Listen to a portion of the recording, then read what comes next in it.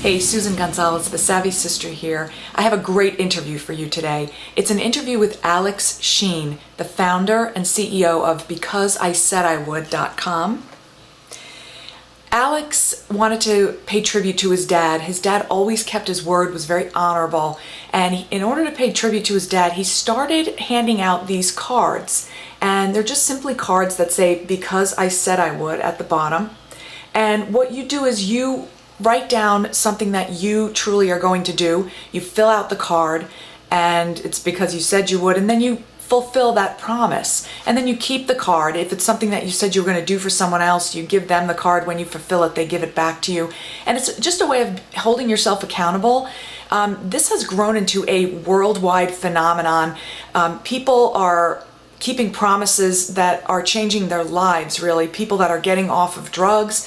There was an amazing story about a guy named Matt who was a drunk driver, and he ended up killing someone when he was drunk, and he actually taped his confession, asked Alex to come over and tape his confession, and turned himself in because he felt that that was the right thing to do, and it was such a brave thing, and it changed his life, and it's changing other people's lives too. So listen to this interview. This guy's amazing. He's out to change the world, and I really think he's going to do it. So enjoy this interview. I know you will. Thanks.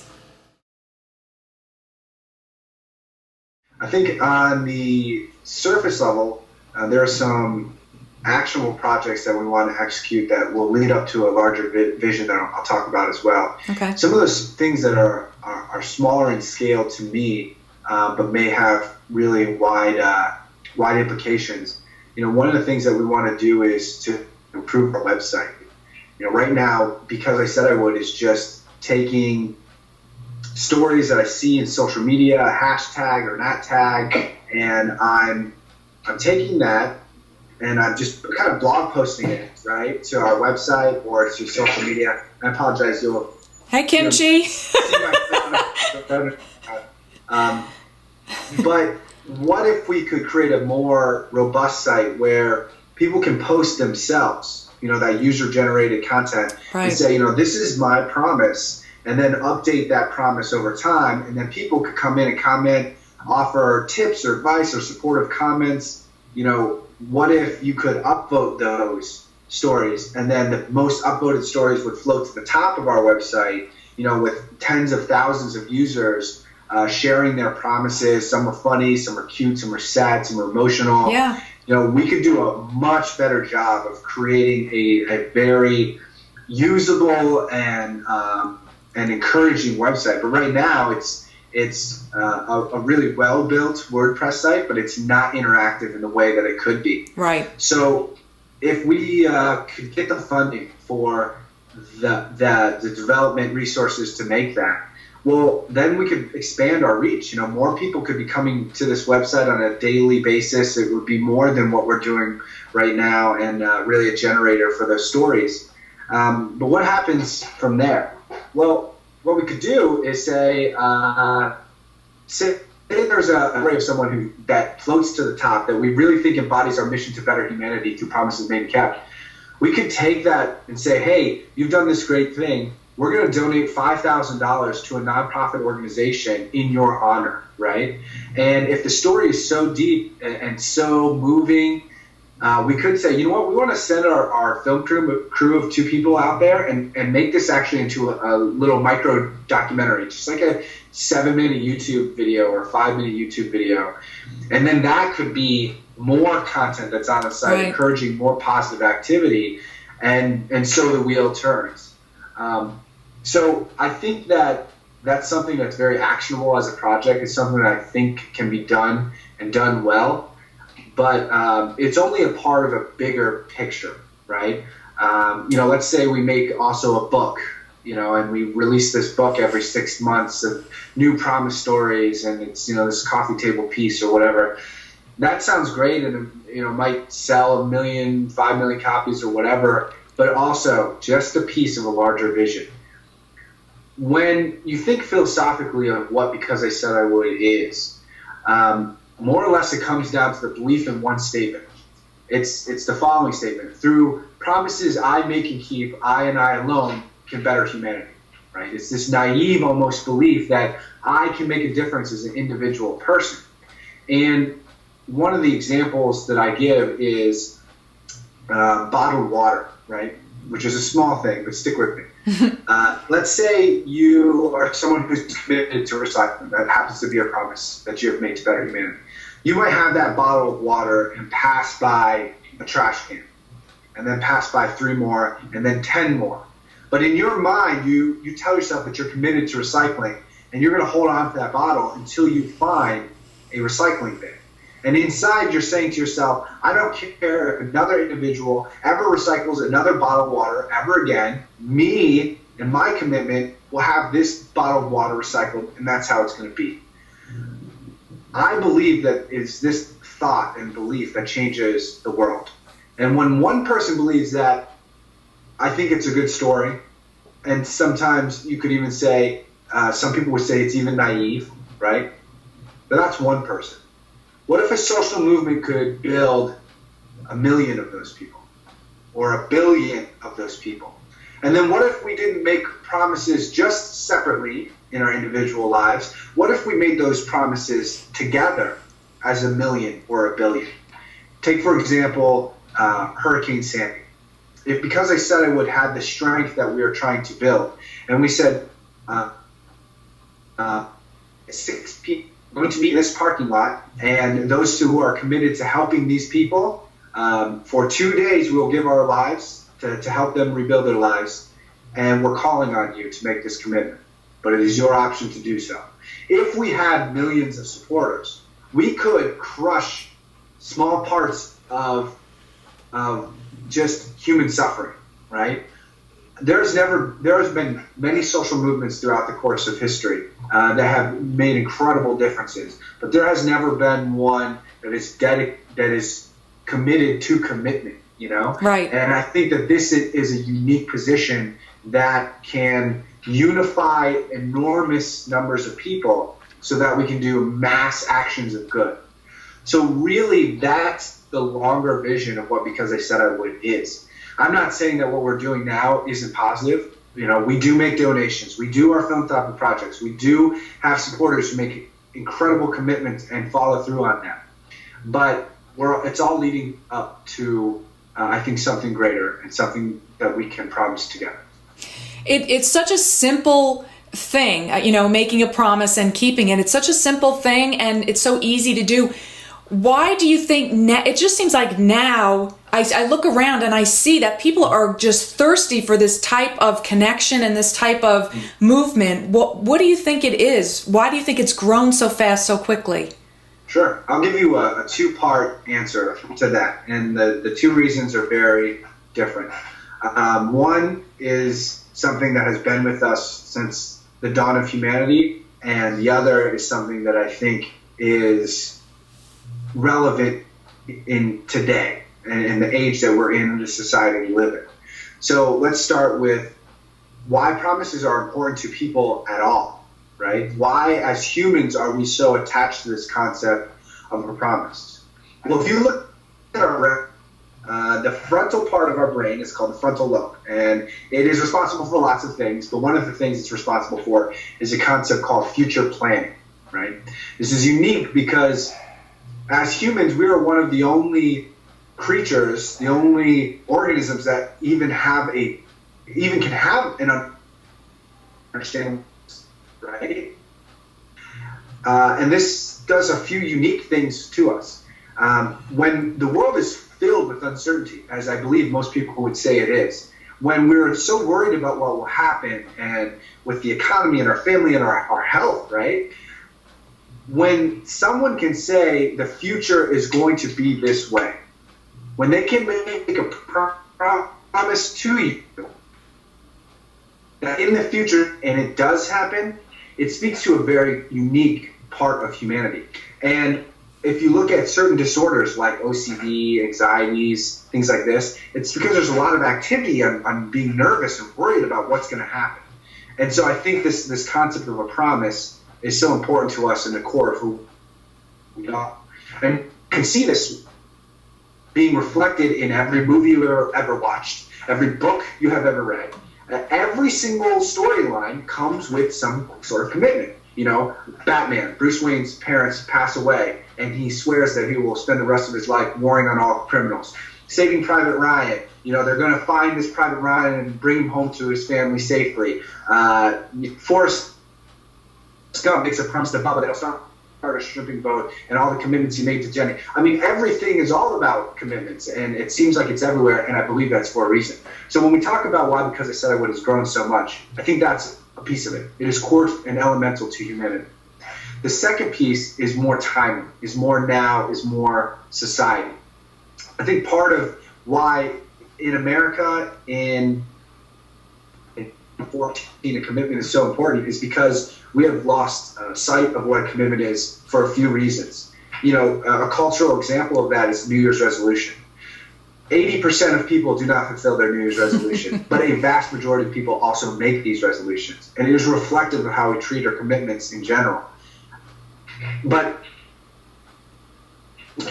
right, that we're even speaking through now. And I even spoke about, making this social networking site of a sort.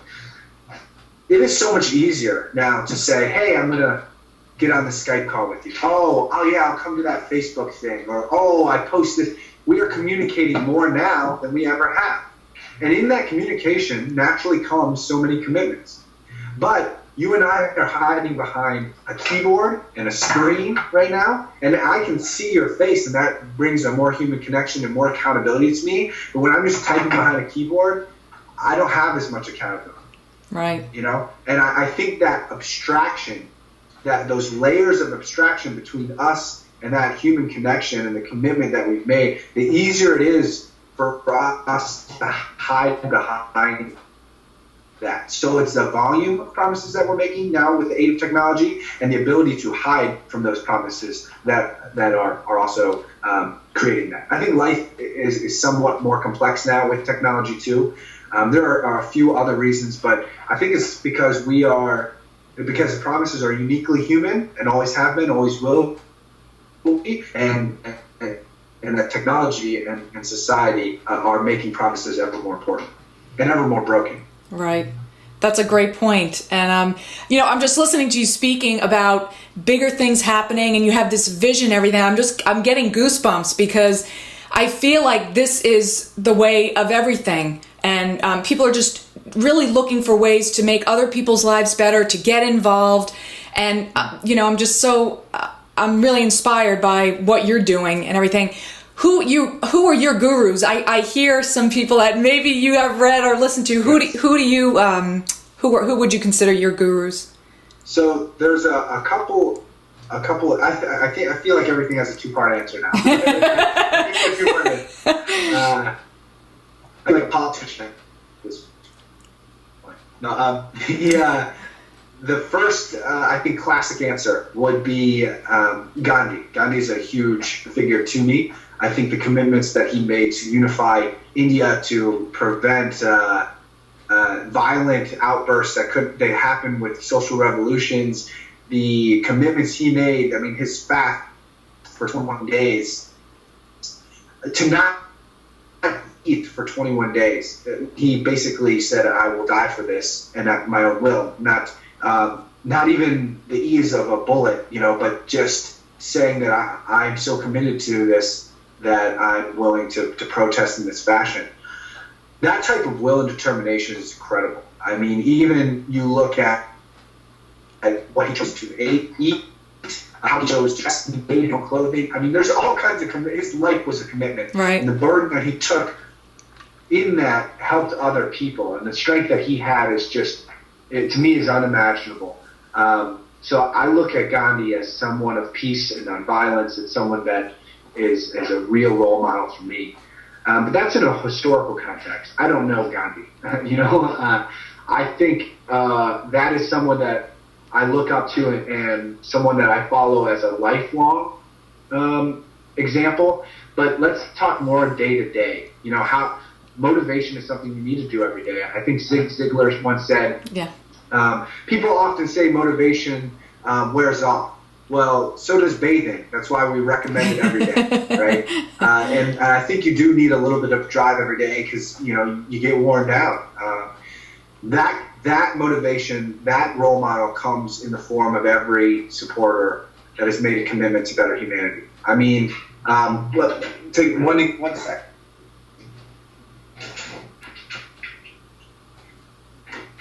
This is a book of promise cards that were just written at our inaugural event. Oh, yeah. Just on September 6th. Okay. Right? There was one that said, "I will dance before I go to work." Like, it's just cute and funny. To be more positive and think and speak more kindly to people. I will donate to 10, or I will volunteer at 10 different nonprofit organizations.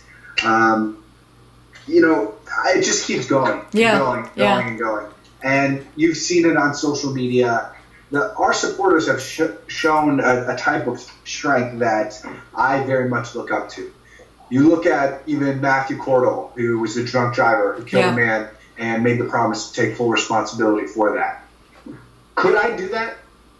Let's say I made the mistake of drinking and driving. Could I bring myself to that promise to not negotiate, to not try to shorten my sentence, even though I felt bad and all that, but could I make the commitment to send a message about how wrong it is to drink and drive and to give up more of my freedom than was even technically required to send a message? Could I do that? I don't know. And I say that as an example because I look up to our supporters and the promises they have made. And that is something that has been very significant to me and necessary for me to keep this train moving. Right. That's great. So your inaugural event was a success, I assume? Yes, it very much was, and that is in great part to you, Susan.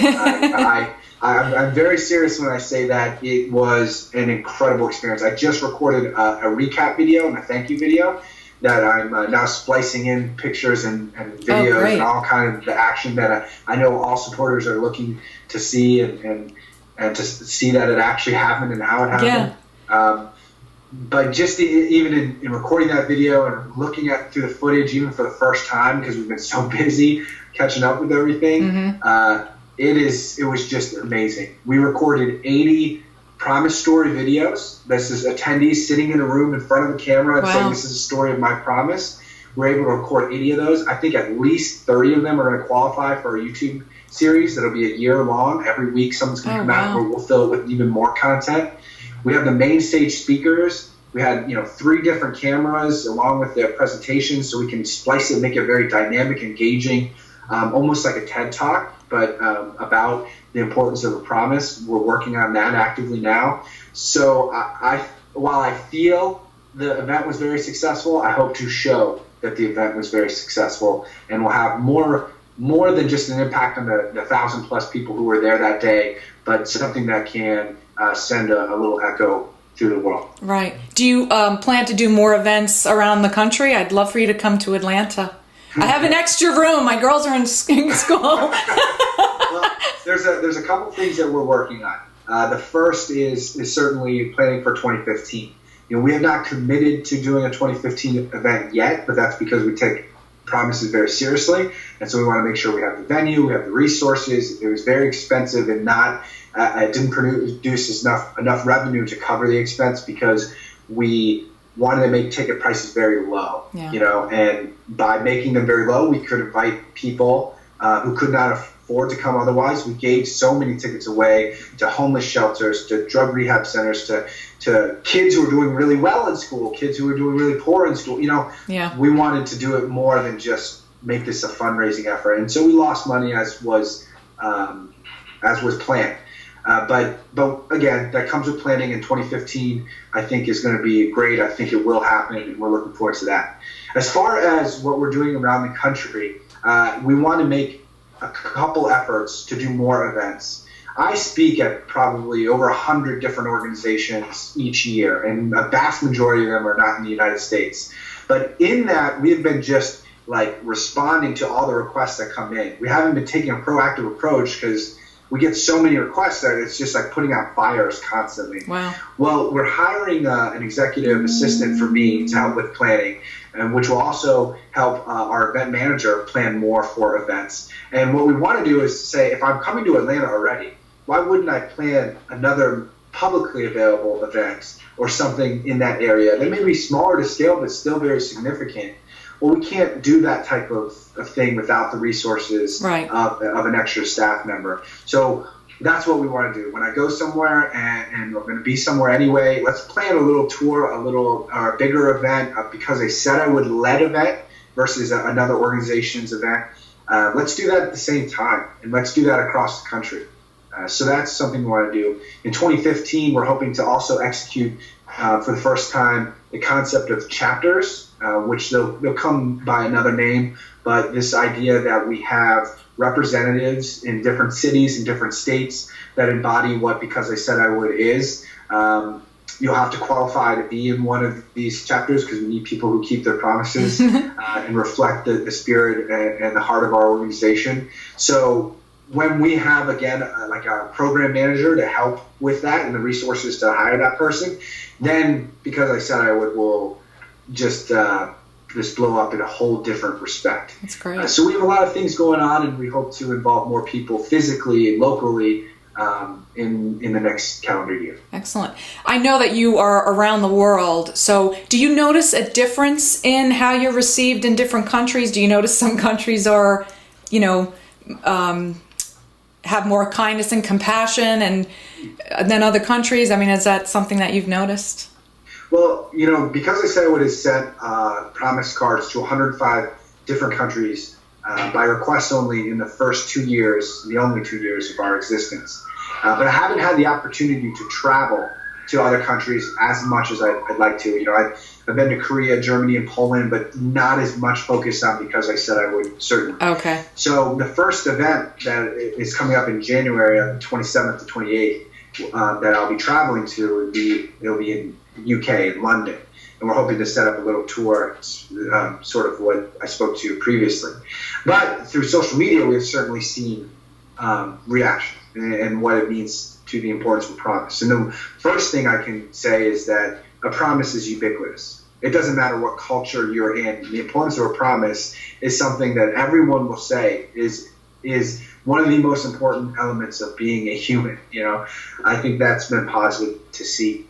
With our stories, we've seen certain stories catch fire for different reasons. Certainly the drunk driver story is something that just spread regardless of its issue. But when you look at Poland and Brazil and a couple of other countries, they have a drinking and driving problem. And so this promise is particularly important. And as we see Because I Said it would grow in the future, I think there's always going to be a spark, right, that helps it grow and blossom in a country. And I think that will come with an issue that someone has made a promise to.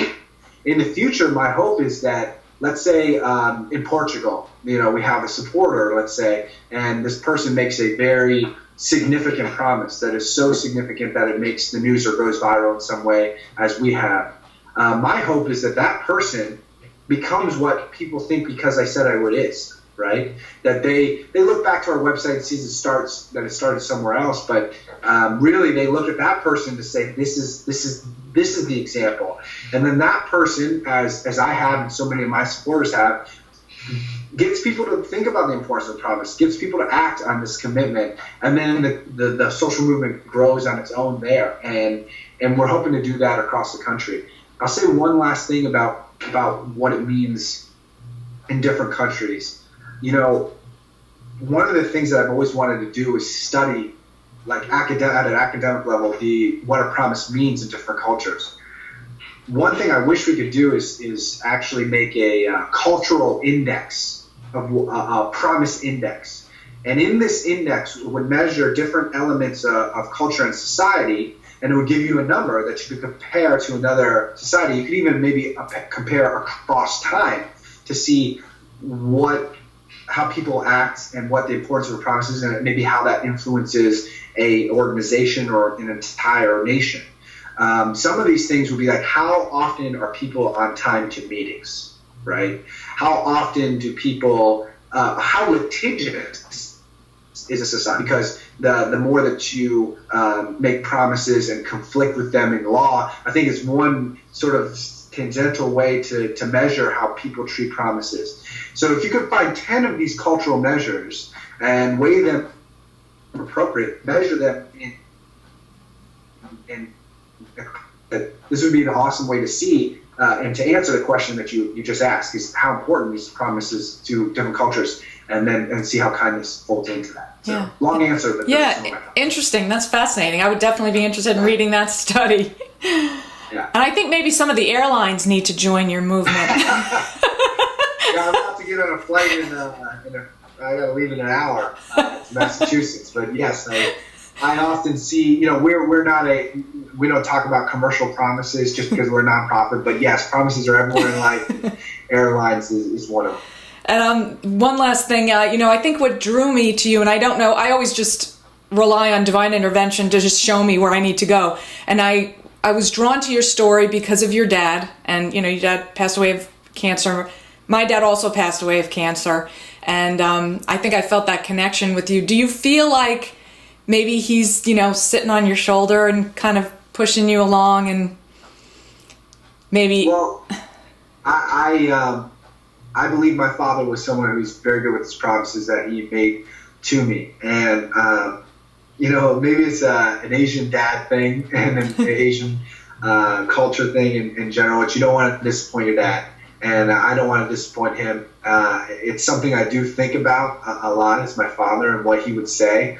At the same time, I realize that my father is gone, and to just dwell only in his pride or to make that the only driver that pushes me along is not something that will last forever. That's our supporters, because I said I would. That's what encourages me. That's what keeps me motivated. My dad will always be a special part of that, and I miss him very dearly. I think when you look at cancer, when you look at the struggle that we have with our personal health, there are so many commitments that you can make here. As a part of a promise that I made, I promised to volunteer at 52 different nonprofit organizations this year. And as a part of that, I've interacted with organizations that help cancer patients, including actually last week when I helped with Cure Search. It's an organization that helps with childhood cancer medical research. One of the promises that people need to make when they are afflicted or you're affected by this disease is the promise to get your treatment, get it on time, to go to those appointments, to take care of your health when you die. Cancer is something that can be survived. And no, is the outlook always great? No, it's not. I've witnessed that with my own eyes, and I walked my father down that path.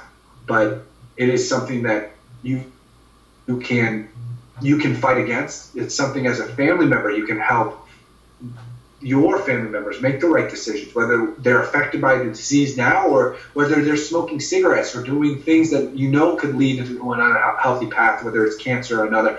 I think a commitment to health and wellness is such an important thing, because we build a strong hand and we can take that hand and use it to lift us. So it all starts here. And I hope that the people that you're working with, they understand that and they make the commitments or stay true to the commitments they've already made. Yeah, I definitely see that. And I can see how your cards, I'm going to definitely share this information with them, because it is important to make those commitments and to keep them not only for your health, but in a spiritual way, to just be true to yourself. I think that leads to health and happiness as well. So I see this being a very valuable tool in cancer survivors' lives as well. Well, I'll let you go get ready for your flight. I so truly appreciate you taking this time to talk with me, and I can't wait to share your information with everybody. Thank you. Well, thank you so much for your financial support of our organization. Like all nonprofits, we struggle, and I, as much as because I said I would, has grown, and as appreciative as we are about that, I think of life at an individual level. I really do. I mean, maybe it's the name, maybe it's my promises, whatever. And I am appreciative of your promise. I don't like to hide behind the numbers. All the thousands of people who support us, I don't look at life that way in almost any respect. And so I appreciate you and you specifically. So thank you for that support. Thank you. And I can't wait to see what you do in the future. I'll definitely be following and definitely be supporting. Awesome. And I encourage the folks that you share this message with to follow us on Facebook, facebook.com/because I said I would, and at EC I said I would. Instagram is at because I said I would. And they can see the stories that are shared every day through this social media. Yeah, I'll definitely give links and make sure that everybody goes to them. Okay. Thank you. Awesome. Have a safe trip. Thank you. Thanks.